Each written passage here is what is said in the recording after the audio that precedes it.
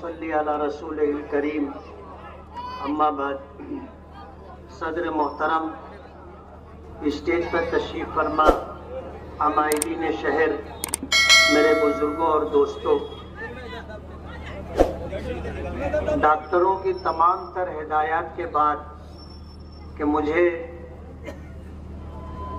कुछ कहने में थोड़ा सा परहेज करना चाहिए, लेकिन चंद बातें मुझे कहनी है कि जिस तरह के झूठे इल्ज़ामात हमारे मुखालिफिन के स्टेजों से लगाए जा रहे हैं, जैसे अभी कल के जलसे में शेख आसिफ साहब ने ये कहा कि मुफ्ती साहब ने बम्बई में ओशीवारा कोई जगह है, वहाँ पर 179 करोड़ रुपए की ज़मीन खरीदी है।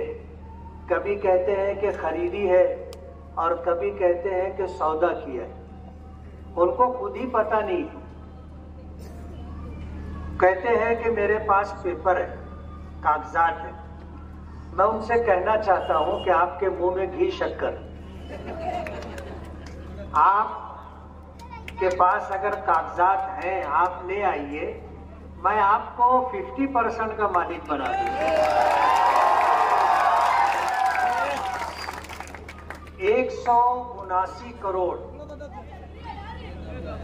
शायद अगर मैं उनको ये कहूं कि तुम 179 करोड़ लिख दो तो वो लिख भी नहीं पाएंगे। अगर उनके पास कागजात हैं और उनके इस इल्जाम में सच्चाई है, तो मैंने इलेक्शन का जो फॉर्म भरा है उसमें, उस फॉर्म भरने में मैंने अपनी जायदाद, अपनी प्रॉपर्टी, ये सारी चीजें डिक्लेयर की और ये चीज उसमें नहीं है।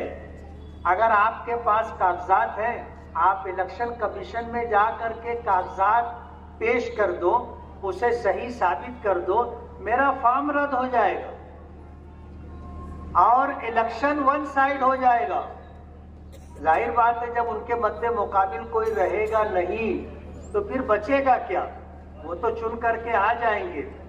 मैं उनको मशवरा देना चाहता हूं कि स्टेज पर झूठ फसाद बोलने से बेहतर ये होगा कि आप इधर मेहनत ना करते हुए इलेक्शन कमीशन में चले जाएं।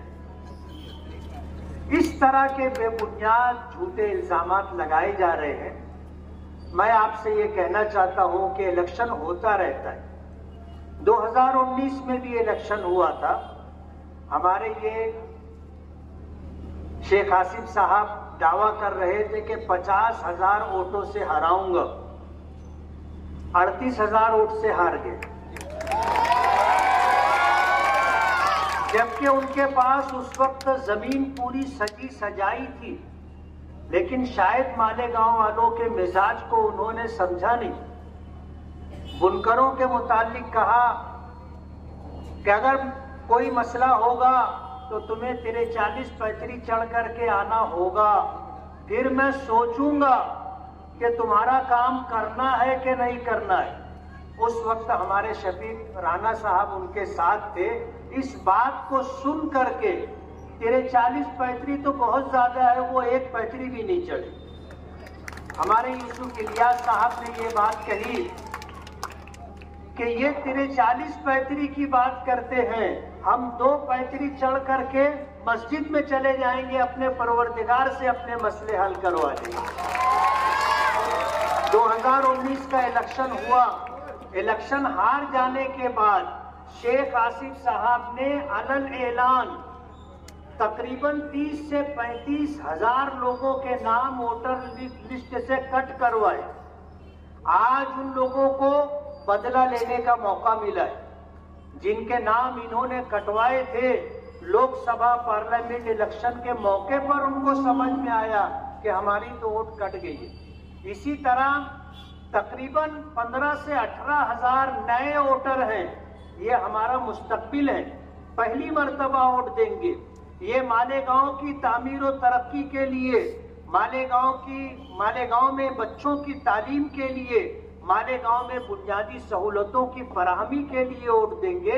मेरी उनसे ये गुजारिश है कि वो सोच समझ करके वोट दें कि उनका वोट जाये और बर्बाद ना हो। दुआ करने बिस्मिल्लाहिर्रहमानिर्रहीम।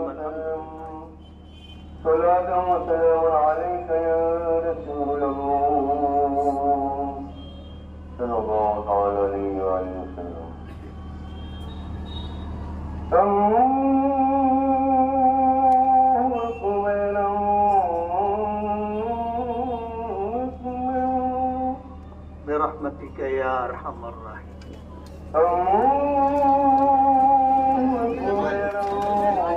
डायमंड कारपेट, हमारे वहाँ कारपेट, ग्रास, हेडलोन, रेलवे वाला कारपेट होलसेल रेट में दिया जाता है। हमारा पता याद रखें, मुस्तफ़ा बंगार बाजार, डायमंड कारपेट।